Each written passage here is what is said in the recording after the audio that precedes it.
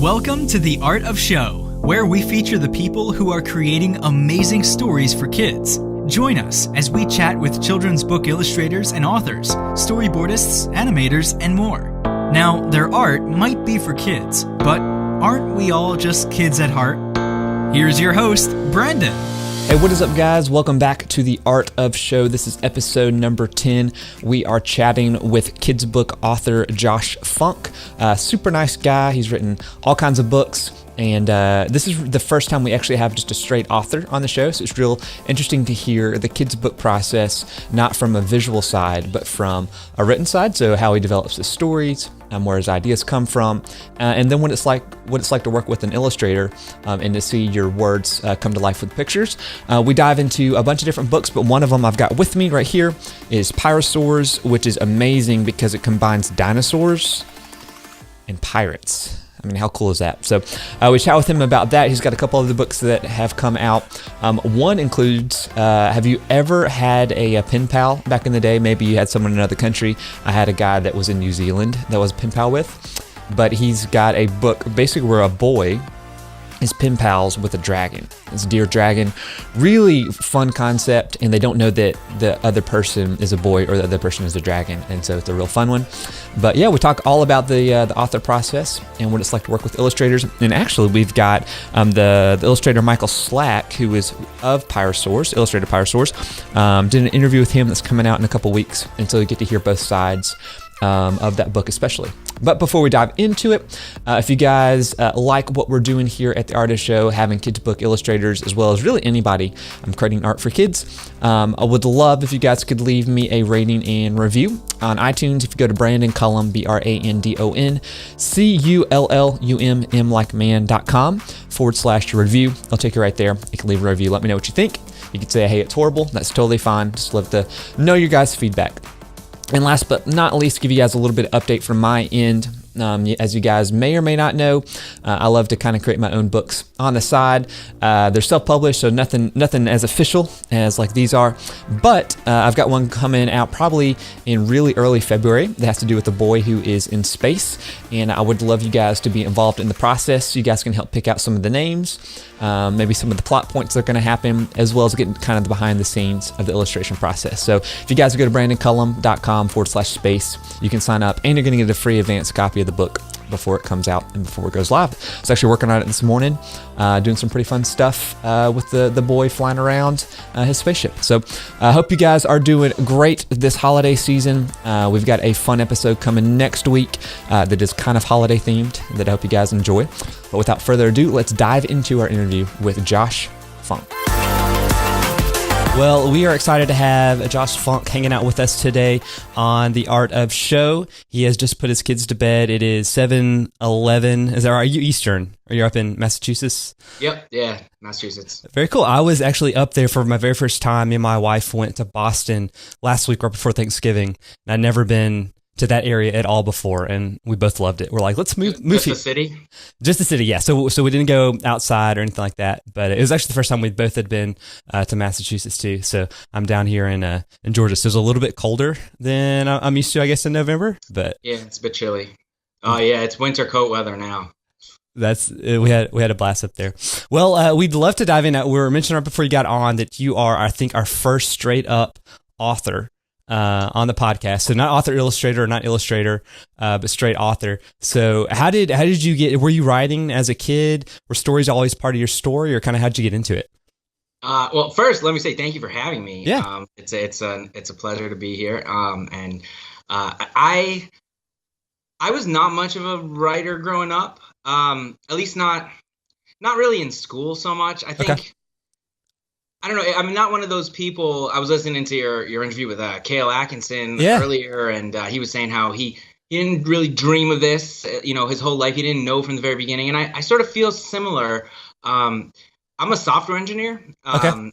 I stopped playing fantasy football in 2011, and I started writing picture books. My kids are now,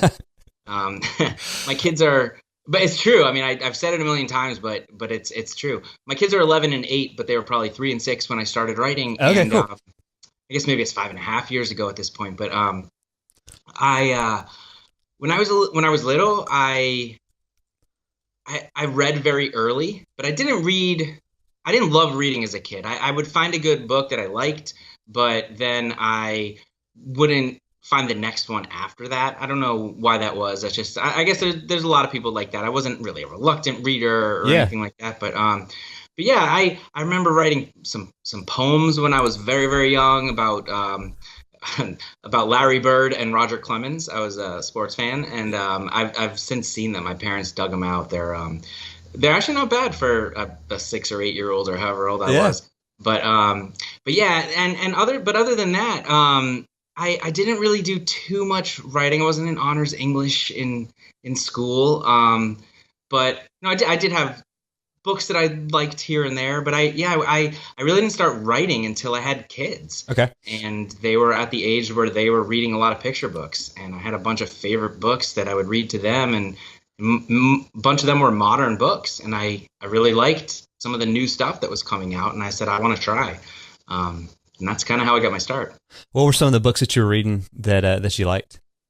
Well, I always point to Iggy Peck Architect by Andrea Beatty and David Roberts as one that it's it's a different kind of topic.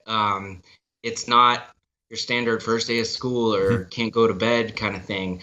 And it's about an architect. And yeah, there's a school situation in there, and but it was advanced rhymes. The language was really cool, and the illustrations were great too.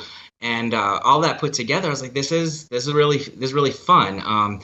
I did play some guitar in college, Okay. and I wrote a lot of songs. I was never really the John Mayer, Right. Your Body is a Wonderland kind of writer. I was into They Might Be Giants. Yeah.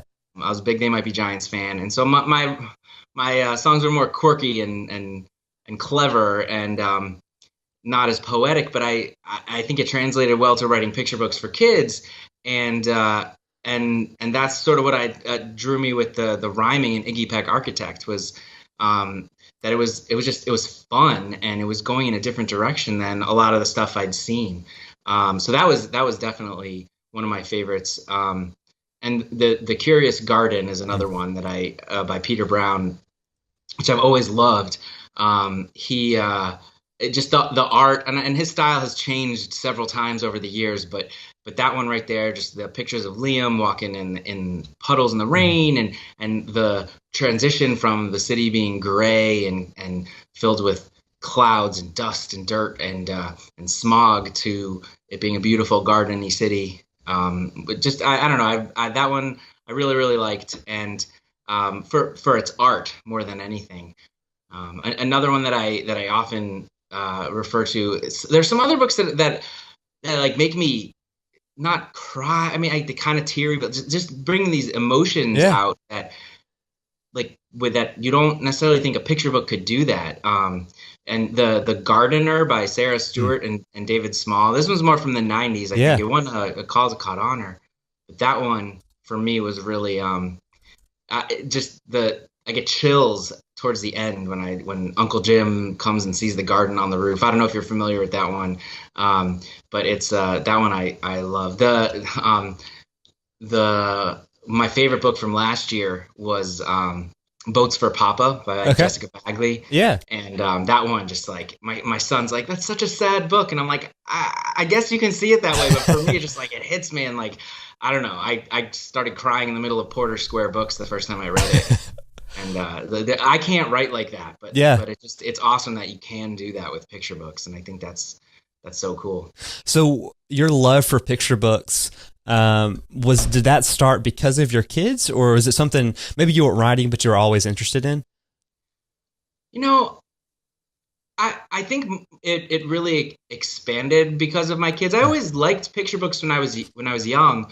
I went to the library a decent amount, and I had a collection at home that my parents must have picked out. I don't think I went and said I really want to get every book by Esper Slobodka, even though I loved Caps for Sale. I probably totally mangled his name, but yeah, I mean, and I did love Caps for Sale. That's another one, by the way, that I loved as a kid. I did not like reading to my own kids as an adult. It wasn't all that interesting for me, but I think that there's a certain amount of kid appeal to that book the "You monkeys, you give me back my cat," and just the hand movements and Yeah, yeah. stuff. Like I've not yet written a book that has any of that in there. But there's a reason why that works, and that book is still around today. And I think that has a large part of why is the movements. But yeah, so I don't. I think it was more the combination of me realizing I was never going to be a rock star because of the way that I write, and my voice might not quite be there, but maybe I could use what I learned from playing guitar and writing quirky stuff and find another place it could maybe fit. Yeah. And that was sort of, but I think that there were several years in there. It was really with my kids that I'm married to a reader. My wife is a reader, and she reads 200 books a year. Good night. Yeah, novels I'm talking about. Oh, wow. Okay. And and she keeps track on Goodreads and That's has cool. tries to. She's also a teacher, so she has goals for the end of the year. So she'll get a lot in the summer, and then towards winter break at the very end, she'll try to get a book a day to get to her goal and stuff like that. Yeah. And I always regretted that I was not really a reader. And so I projected that fault on my kids. And so I think when my daughter was born in 2005, we read a lot. I read a lot with her, especially chapter books, and we stayed up late reading. And this is before I ever even thought about being a writer. It was more just I wanted my kids to be into reading and enjoy it because there's so much good stuff out there. And I think it was a few years later when my daughter started reading on her own, maybe. And she didn't quite need me anymore, that I decided that maybe there was another way I could still stay connected with writing. Yeah, that's cool. So when was it that you first had the idea that I could write one of these? Was it kind of just a natural progression for you, or was there kind of a moment you're like, you know what, I might could do this? I think I had the same thing that happens to a lot of parents. A lot of moms and dads that read and you read a lot of great books and maybe you read some that you're like, that wasn't that great. I can do better. Yeah. And the ones that you hide on the top of the bookshelf so the kids can never ask for Yeah, it. yeah. But it really it took that I had to sit down and do it. And I was just one late Friday night, I think, that I stayed up in the basement, and started writing a really, really horrible picture book manuscript. But that was the first time I tried, and I think I thought it was kind of cool and clever. But then when I tried to read it out loud to my daughter, I realized how bad it was and how it wasn't so easy. But it was a combination of things. It was that. I don't know if there was that one point where I said I can do this. I want to try. It was probably that I kept talking to my wife about it. I was like, yeah, maybe I'll do that. Maybe I'll do that. And for so long, she's probably like, just do it already if you're gonna do it. So I did. And then she found a class taught at the local adult education center at the public high school. It was through the adult ed and she said, let's sign up for this. Take your stuff there. You can get some feedback from a published author who runs the class. And I did. And her name was Jane Sutton. And she's published a dozen or more books over the last, couple of decades. And that's really what kickstarted me. I think once I found that, I realized that it may have been more of the community that kind of continued to pull me in. Not so much there's a certain amount of vanity of wanting to see your name on a book, but it was also the people. I'd like to think that if I never got published, the community of the SCBWI, the Society of Children's Book Writers and Illustrators, and the class I took at the high school, I took it 8 times. Fall, winter, spring, fall, winter, spring, fall, winter, and then I had a book deal and that's cool. Had kind of outgrown that class a little bit, but yeah, it's really the people that made me want to keep doing it. So were you working on your first book manuscript during that class? Was that kind of what you were workshopping with them? Yeah, well, not that came up then. That was not the first book that Gotcha. I wrote, though. The first one was this really, really it was about a squirrel No, it was about a squirrel. Maybe it started out about being a squirrel, but then I realized that the plot was actually. I'm not really good at coming up with the whole complete story before Uh-huh. starting to write. Yeah. Which I recommend. If you have the whole story in your head first, it does make it a lot easier Uh-huh. to write. If you know where it's going to end and who the characters are and the plot and different things that are going to happen. I just kind of started writing, and it was about a squirrel who lost his guitar, and but it ended up being about the detective fox who was going to help find the guitar. But it was really long and terrible rhyming, and but I worked on that for a year in that class trying to make it better. But I did also start some new things. Okay. And Lady Pancake and Sir French Toast is one of the new things that I started probably within that first 6 to 10 months of that class. And yeah, it was not the first. It was not the second or third either. There was a handful that were just really learning experiences that I needed to figure out how not to make a book before I could learn how to make a good one. So yeah. And I was going through the tips you have for writers on your website, and it was funny because you get to lesson 8 and it says don't write in rhyme, and I was like, okay. And then I go to all your books, I'm like, wait, he's writing in rhyme, but I'm like, oh wait, lesson 9 is rhyming is all about the rhythm. And so was rhyming, like, was that just straight up like I'm gonna go with rhyme because like I've been writing songs, like I kind of understand that? Is that how you started? Yeah, it's just like I was the parent who said, I can do this. Why can't I do this? I was naive, thinking it would be easy, thinking writing, picture books. I'll start with picture books. They're short. Shouldn't take that long to write. I'll start with, Dr. Seuss wrote it in rhyme, so I'll write it in rhyme. Yeah. I mean, it's the mistake that most people make. And I just didn't give up on the rhyme, I think was part of it. So yeah, I always wrote in rhyme, and for years I was just like, I'm a rhymer. I'm always going to write in rhyme, and I know people that feel that way. A friend of mine, Corey Rosen Schwartz, she's written the Three Ninja Pigs that Dan Santa had illustrated, that series. She's written a handful of books. Everything is in rhyme, and I'm pretty sure she's like, I'm a rhymer. That's all she does. She can't not write in rhyme, and I do have a book that is coming out next fall that is not in rhyme. Okay. But it was hard to try to write my first books that weren't in rhyme. I always felt like the rhyme added a certain amount of charm to the stories if it's done right. But if you've looked at the lessons I have on my website, rhyme is basically like a million things you shouldn't do. Like you can't use rhythms like, don't talk like Yoda because you have to talk like normal people speak. Don't use Dr. Seuss things because Dr. Seuss. Anyway, so it's just a bunch of things you shouldn't do, and which just makes it much harder. You're restricting yourself. And they tell you, if you can tell your story not in rhyme, then do it, because there's a better chance, A, that it'll get published, and B, that it'll be easy to read. And part of the rhyme thing, it is really hard to write in rhyme.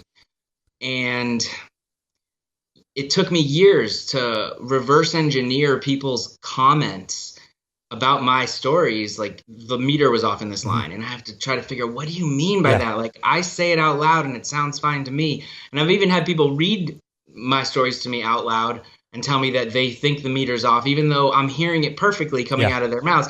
It's very tricky to figure it out. And years of experience, I know a lot of things, a lot of the mistakes that you can make, and I can identify them. So now in first drafts, I probably make fewer of those mistakes. Not to get into too nitty gritty, but I mean, like the meter, the rhythm is always the hardest part. But if there's a word like the word family in the middle of a line, how many syllables are in the word family? Is it 2, family, or is it 3, family? And the dictionary will tell you it's 3, but a lot of people speak the way if it's just 2. And then, but so it's not really about the dictionary, because, some parent in Seattle might read it differently than a parent in Arkansas, or a teacher in Arkansas. And so it's only going to sound right for one of them. So what's the solution? I mean, for me, the solution is don't use the word family in the middle of a line. It depends on what rhythm you're using and all, but, these are the things that go into every single syllable that I write when I write a rhyming manuscript. I mean, the word fire, how many syllables are it? It's one, but it's a long one. Yeah, yeah. The word it is a short syllable, but the word like screamed, your mouth has to move a lot. Right. To say that word. So you have to, anyway, I could go on and on. No, about that's rhymes, really good. but, yeah, because I've self-published a couple just because I love kids' books and I love kind of the process. And so I rhymed because I was the same thing. I'm like, yeah, this is Dr. Seuss. People say not to do it. But for me, it was almost like a restriction. I'm like, it helps me. There's almost like too many possibilities if I don't rhyme, but rhyme helped me like narrow it down. But then I started getting the comments back like this doesn't, like the beats aren't right, the meters aren't right, and I would read it back and I was like, oh, like I'm stressing syllables a different way because like I know how they're supposed to be and other folks are, and I was like, man, people are not joking when they say it's super hard. But I was reading your books earlier today and earlier this week. And it was funny because I think I was walking out into this interview and I had that cadence kind of stuck on my head of just like the da da da da da da da. And I was like, this is really cool. It felt very sing-song, not sing-songy, but like poetic, like in a negative way. Right. Yeah. And you know what? Those are my first books and I wrote them 2-3 years ago. Yeah. And I know more now than I did then. So hopefully I'm not saying I hope there's mistakes in there that, will make my next books fewer mistakes, but right. I think that I'll hopefully improve as I go. I mean, I'm just starting. So I'm still learning. There's so much to learn. I on my website, I have these 12 steps on how to write a picture book, or guides to writing picture book. And honestly, it was more of just a brain dump of things that I've learned. And I'm trying to hopefully have people spend less time on the mistakes that I made during the 5 years. So maybe it doesn't take them 5 years to figure out this stuff. It takes them less time. And then that was sort of my goal. Also, part of the reason that I wrote that stuff down was because I had a book deal, but the book wasn't coming out for almost 2 years because, that's how picture books are. Yeah. And I was thinking, what do I have to share? Yeah. I don't have anything to share. So I figured out, I'll share what I know or what I think I know. And, there's still so much more to learn. Yeah. But yeah. That's cool. Your video just kind of went a little. Oh, no. Am I back? Is it? No, you're there. It's like all. Is it being weird? Oh, you're back now. Oh, sorry about that. Maybe you stood still for too long and it got confused. It's like, what is he doing? That's cool. So I would love to chat a little bit about the process of kind of your first book deal. And you said, so you're working shopping The Story of Lady Pancake and Sir French Toast. And was that something, that process, was it through SCBWI? Was that kind of the process, or how did all that work? It's so I have, maybe everyone has a non-standard story, and I think they probably do. Because everyone's story is unique. But because I wrote in rhyme, and I was getting no feedback from agents and editors. They were just, I think I said that the book was in rhyme in my query letters. Yeah. And I think once they saw that word, they just, said it's not worth my time to read it. And I understand that. Frankly, it's probably not worth an agent's time to read 99 rhyming manuscripts just to get to the one that's good, or 95 to get to the 5 that are good. Yeah. Their odds are better reading a picture book manuscript that doesn't identify itself as rhyme. So because of that, I decided to give up on agents in the spring of 2013. It was after the New England SCBWI conference in 2013. They have one every spring. I'm actually the co-coordinator of the conference. Oh, cool. This year, and I was last year. That's cool. Total volunteer position. It's a 2-year thing. I'm done after this spring. It's kind of the height of planning season right now. Okay, cool. But yeah, so it was after the 2013 one. And are you working full time? This is just your side kind of hobby? No, this is just a volunteer. I mean, my full-time job is a software engineer. Is that still your full-time job? Yeah, yeah. Okay, gotcha. I don't plan on quitting anytime soon. Cool. But so, no, this is just because SCBWI has been huge in just making connections. Everything started this 2013 conference. I volunteered for the first time. which I highly recommend, that if you do SCBWI and you go to conferences, volunteer, because A, they need the volunteers, but B, you get to, at least at our conference, you get a yellow badge instead of a white badge, and you get to meet a lot of the faculty because you look like you know what you're doing, and it's great for networking. That's cool. So I actually volunteered to help assist the open mic, and that was also sort of to give me a kick in the butt about as far as making sure I read something at the open mic. Yeah. And I did. I read Lady Pancake and Sir French Toast, an earlier draft of it, but pretty close to what it is now. Gotcha. And I got good feedback from the people in the audience, and some of the people that I had met, and I dragged them in. I said, "Oh, I'm going to be reading it, blah, blah, coming in," and that gave me the confidence to know that I was close. I was on the way. I was getting there. People that were hearing it for the first time. And so I spoke to an agent later on. One of my friends introduced me to an agent, and as soon as my friend said, "Oh, he's got a great manuscript, it's in rhyme," the agent made a face like her dog died. Yeah. And I was like, and at that point I said, I'm done. I'm done with agents. I'm gonna go straight to publishers. And so I looked up publishers that spring and summer, and I sent Lady Pancake to 10 snail mail publishers that accepted unsolicited submissions. I got them from 3 places. The SCBWI, the book, which if you're a member of SCBWI, you can download a PDF. It's got lists of lots of agencies and editors and the people there and the contact information. Not completely comprehensive, and this stuff changes constantly. Right. But I downloaded, I got stuff from there in 2013. I took out of the library the 2012, I think it's called the Children's Writers and Illustrators Marketplace. Okay.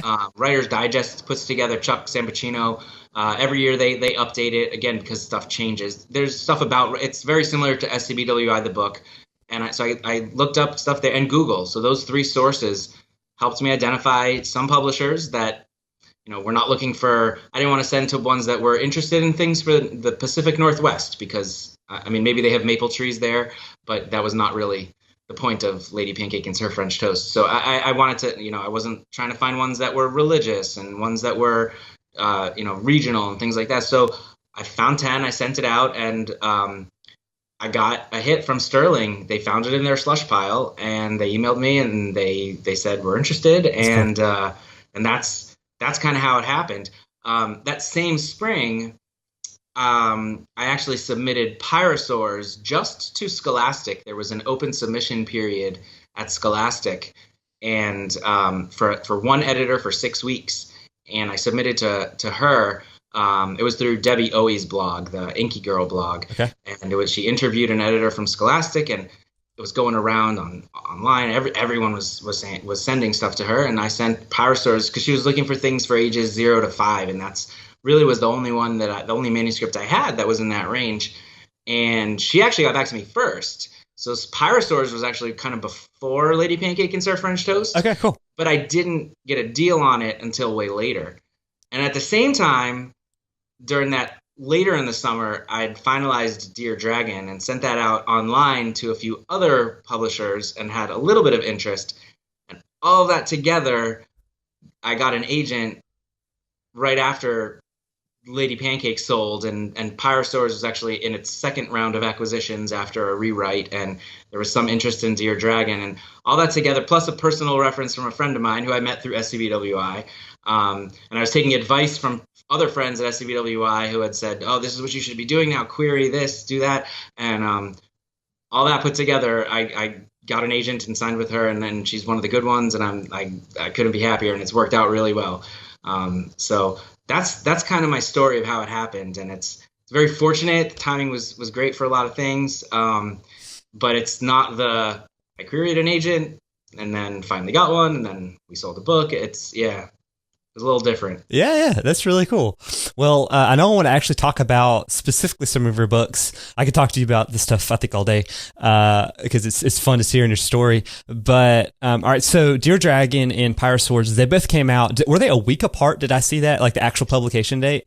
And that was in late September early or late August, early September. Is that right? Exactly. 2016. So the kind of segue into that. One of the things on your writing guide, you mentioned what it's like working with illustrators as your partner. And so are there different illustrators in every book so far that you've had out? Yeah, is that right? Okay. They are. And they're all three different publishers. Oh, really? Okay.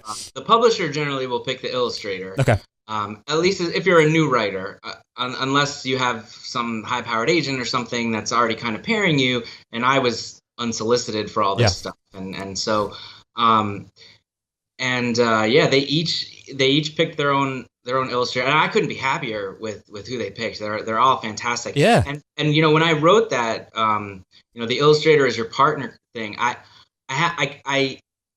don't think I had actually really worked with any illustrators yet. It was more just stuff that I had learned and how I had approached writing.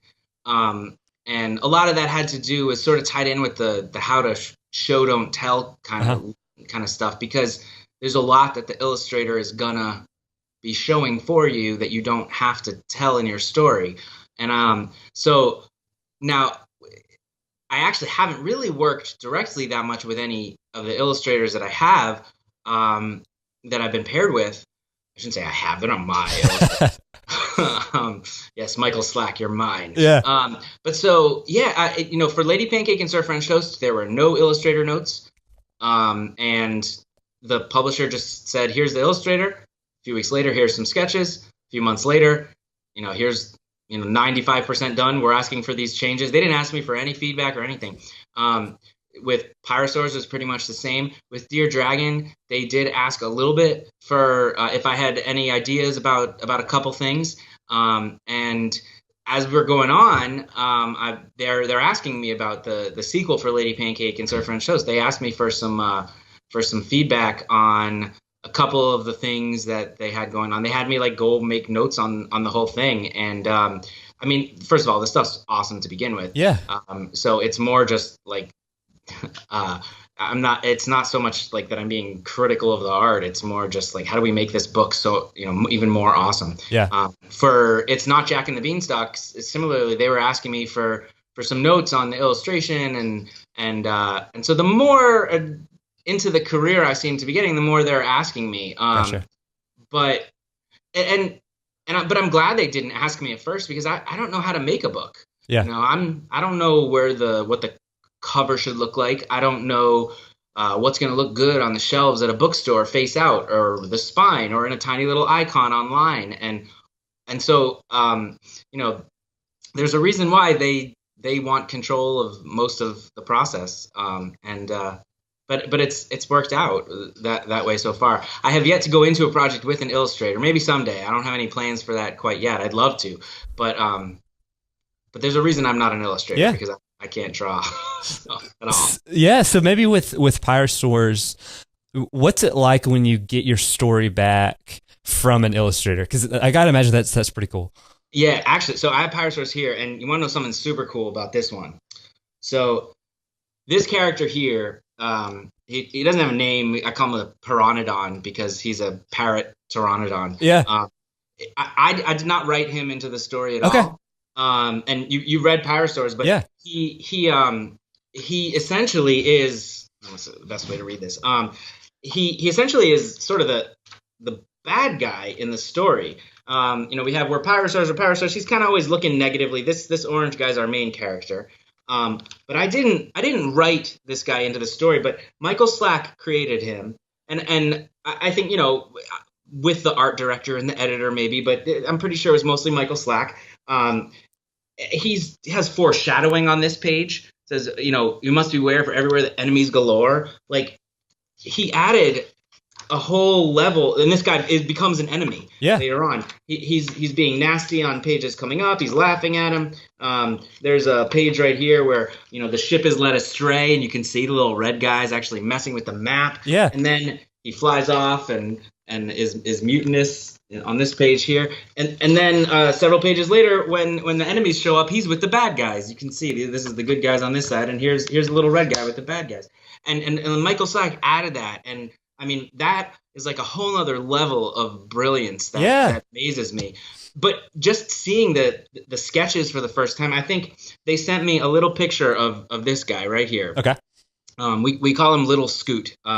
He was not designed as any particular dinosaur, but we tried to fit him into what he could have been, and so we went with Scutellosaurus afterwards. Just because I figured some smart kid might ask me what kind of dinosaur he was, and Michael and I were going back and forth about it. And so they sent me a sketch of this little guy, and it's the coolest thing when you see an artist with so much talent take something that you thought of. You know, in the middle of the night, I woke up, had the word pyrosaurs in my head, and texted it to myself. And then, 2 or 3 years later, I see a little character that this awesome illustrator drew, and it's pretty awesome. It's a super cool feeling. Yeah. So going back to your writing guide or your lessons, and you mentioned at one point about illustrations and how with illustration notes, those are notes if something has to happen in the story that you're not writing. And when I was reading through your books, that I guess what would you call him? The little pterodactyl guy? The Pteranodon. He doesn't have a name. Okay, cool. So I was like, oh, that must have been one of the notes that he mentioned. So that's crazy. That wasn't even because I went through it the first time and I was like, wait a minute, that guy was at the very beginning. And you go back, you look at the end pages. I'm like, man, he's a big part of the story. So yeah, I don't know how that book made sense without it. Frankly. Yeah, and it really did. So I mean, without it, it was more of just a bunch of things happening because at one point in the middle of the story, there's like, oh no, it's a trap, and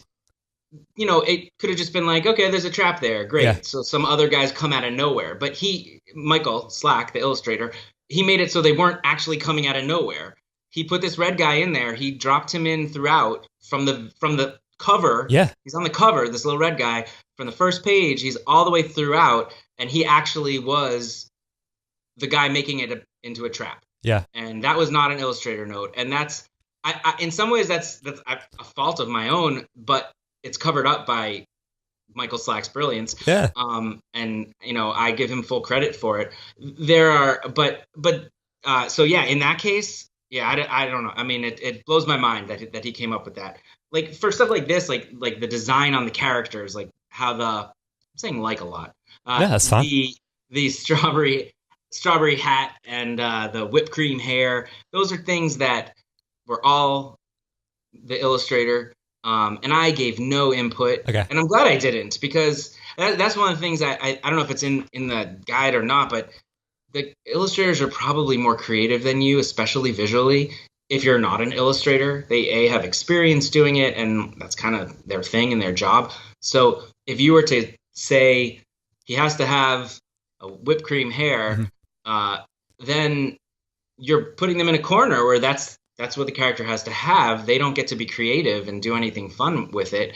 And they might have thought of something better.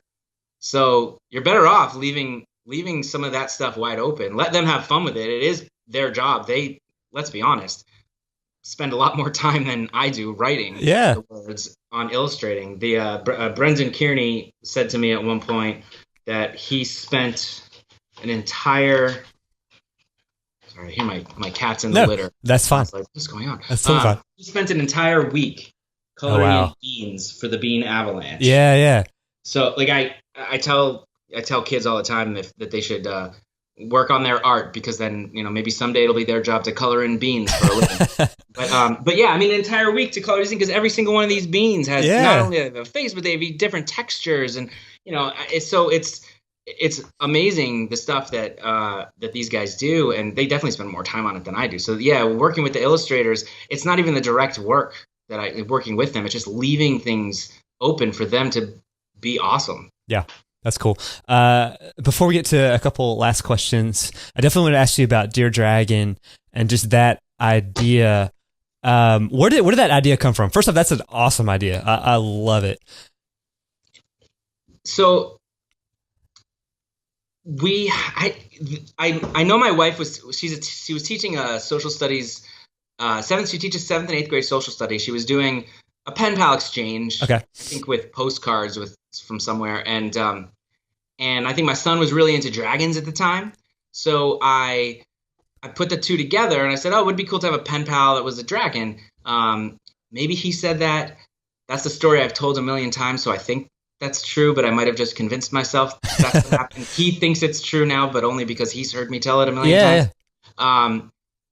And I know exactly where I was when I came up with the idea. We had just left a production of Charlotte's Web at a theater in the Round at the North Shore Family Theater, which has nothing to do with Dear Dragon at all, other than something about sitting in there. I was on the way home I was actually on the way to lunch. We went to P.F. Chang's. Like, I vividly remember this experience. And I decided, I thought it would be funny if they were writing letters to each other. And I think the first draft, actually, the dragon knew that he was not writing that he was writing to a human. So for those who aren't familiar with Dear Dragon, it's about a boy and a dragon who are pen pals, but they don't realize they're writing letters to a different species. So there's a pen pal assignment. And so the first letter says, George says, I'm building a fort with my dad, and Blaze, the dragon that receives the letter, he's imagining a giant fortress with his dad. And Blaze then writes back and says, my favorite sport is skydiving, and George, he imagines a boy skydiving. Yeah. And so, it goes on like that. There's other funny ones. He won his school science fair with a volcano, and Blaze imagines like a real volcano, and then they meet at the pen pal picnic at the end of the year, and you have to see what happens. But I think that I just thought it would be funny to have them misinterpret stuff. Yeah, that was kind of, most of it was just the humor that got me excited. And I think that one of the first times that I brought it to a critique group at the critique group at the high school, I think that they may have misinterpreted it and thought that the misinterpretation went in both directions. Huh. But they found a way to think about it that way. Yeah. So, and I was like, oh, the dragon totally knew the whole time that he was writing to a human, but they thought he didn't, and so I reworked it that way. That's cool. And that's sort of where it came from. And I've always liked perspective books. I think those are fun, especially when you think you're seeing one thing, but you're really seeing another. And the Gardener by Sarah Stewart and David Smalls, written in letter form and epistolary format. I learned that word in a rejection from an agent. So it's a great word. So then I word. started using it in all my future queries. Sounds so smart. Yeah. Hey, use their language. If that's how agents and editors talk, then use it against them. Yeah. They're not the enemy. I'm just kidding. Yeah. But yeah, and so that's sort of where it came from. And I couldn't be happier with the way this one turned out. But the Rodolfo Montalvo's illustrations are awesome. And and I've actually met him. He's the one of my illustrators that I've met in person. I met him a couple times. Or was it just once? Anyway, I definitely met him once in New York at the National SCBWI conference. Was there an illustration in that book that surprised you when it came back, or like he took it a different way than you thought?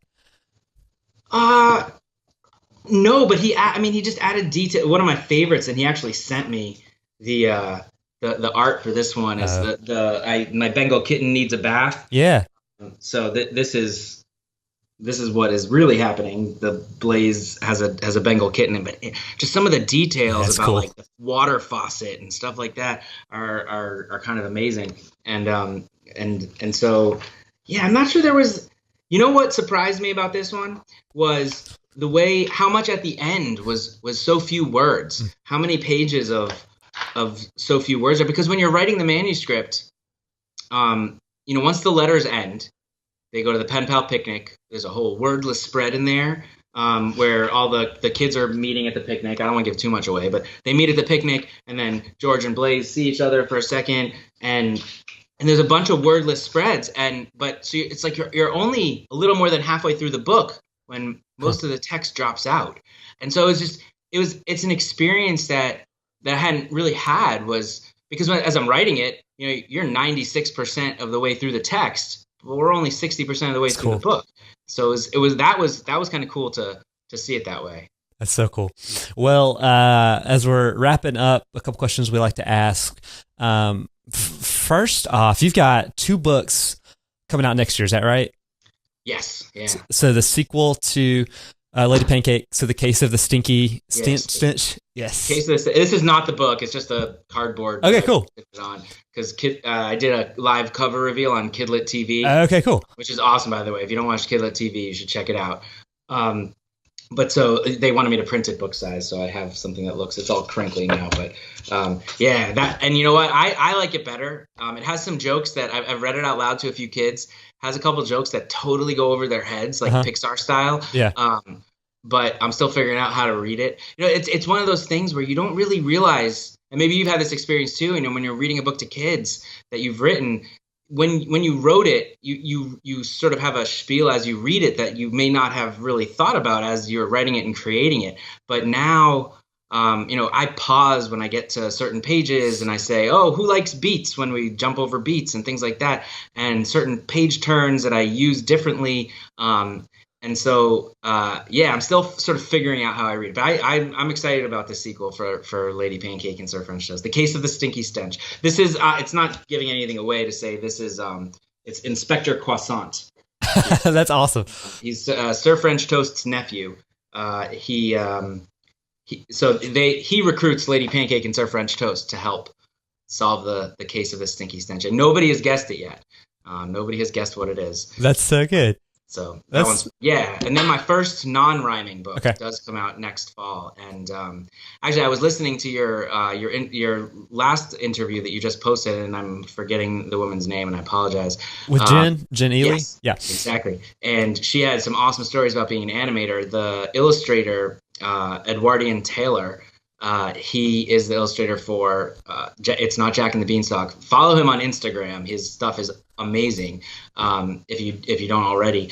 But he has done freelance work on and off for animators constantly. I'm Facebook friends with him, and I see him talk about, you know, he's on this project, he's on that project, and how much fun they all are. And I don't know specific. I think it's always like kind of a secret, like he's not allowed to say what he's doing. Yeah, but, character design and stuff. But his stuff is awesome, and the art that he's done for this one is amazing. The book is called It's Not Jack and the Beanstalk. Okay. And it's not Jack and the Beanstalk. It's about Jack, but he doesn't really want to climb the beanstalk. He doesn't want to do what the reader wants you to do. Not necessarily the narrator, but I mean, then it could be the narrator, you know, whoever's reading the book. But he said, I don't want to climb the beanstalk. There's probably a giant up there. Or, you know, but I want to sell my cow. It's my best friend. You know, so it kind of goes like that and escalates throughout and goes off the rails a bit. But it's so it's got kind of it's a mixed up fairy tale, but it's also got a meta element to it where you're really interacting directly with the characters in the book. I think it'll be a fun one for read alouds, especially for those who do voices and perform well, but also for maybe readers theater type thing in school, because it's got 3 or 4 distinct characters in there and his art is so good. It's gorgeous. He does all these cool things too with like these, I don't know where he gets the time, but with these like challenges and stuff, the A to Z challenge for mythical creatures, and so every week he'll do like a new one for the different letter of the alphabet, and I guess a lot of people do them. And same thing with Harry Potter, like a different Harry Potter character every week. This week it was Dudley Dursley, and he does his version of that, and that's so cool. So, yeah. I'll definitely link that up in the show notes for everybody that's listening in. Okay, so if you, as the kind of the final questions, if you had a illustrator that is like your dream person to work with, do you have like an artist you just like a project you just like, this would be amazing? You know, I mean, I've talked about how Peter Brown was one of the people that I loved his art, and that drew me to wanting to write picture books. So I think he would obviously be up there, but there's you know, there's so many art styles of people that I like, and I'm friends with a lot of folks. You know, once you start meeting people in the industry, you get to know a lot of them, and there are so many people I'd love to work with. Renee Carilla, Marsha Reedy. There's a bunch of folks that I think would be awesome, and I haven't really written anything with anyone's particular style in mind yet, but you know, I think someday I may, and especially if they are at the same agency that I have, maybe we could team up in the future. That's cool. Yeah. Okay, so you have 2 kids, you said? Is that right? Yes. A boy and a girl? Yep, a girl's 11 and the boy is 8. Okay, so when they were in, I guess, the prime time picture book time, was there a book that they just absolutely loved? My son's book was, it's called Take Care, Good Night. Okay. And it was, I think it was during the same time period of when I was writing Dear Dragon. Although this book is maybe a decade older. It's by Shelley Moore Thomas. And it's been since it's about, there's a whole series of the Good Night, and he has like 3 little baby dragons, and I think in this one the Good Night was leaving town, and the dragons had to take care of his kittens, and all chaos ensues. But yeah, he loved that book. That book is one that we wore out the library copy and then eventually bought our own.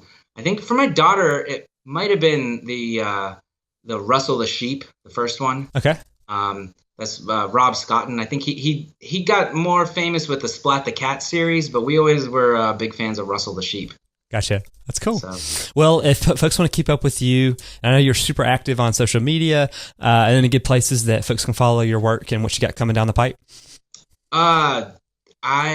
Josh Funk Books, all one word. Josh Funk Books on Twitter. That's my website. I think that's the same on Instagram. I think you can find me on Facebook there. I like Twitter. Twitter's kind of my favorite. I have fun with that. The next thing that's coming is probably in a couple weeks. The Stinky Stench trailer. Okay, cool. And that's one thing that I've had fun with. I've been able to take my music. Yeah. I mean, like I use GarageBand and I play a terrible rhythm guitar, but I can make some fun musical book trailers for the stories that I have, and so I have them for Lady Pancake and Sir French Toast and Pyrosaurs, and there's also a trailer for Dear Dragon, but the Stinky Stench one it's done. I just need to get full clearance from the publisher Sterling, and most likely it's going to debut on Margie Myers Culver's website. Sorry, Margie, I called you Margie.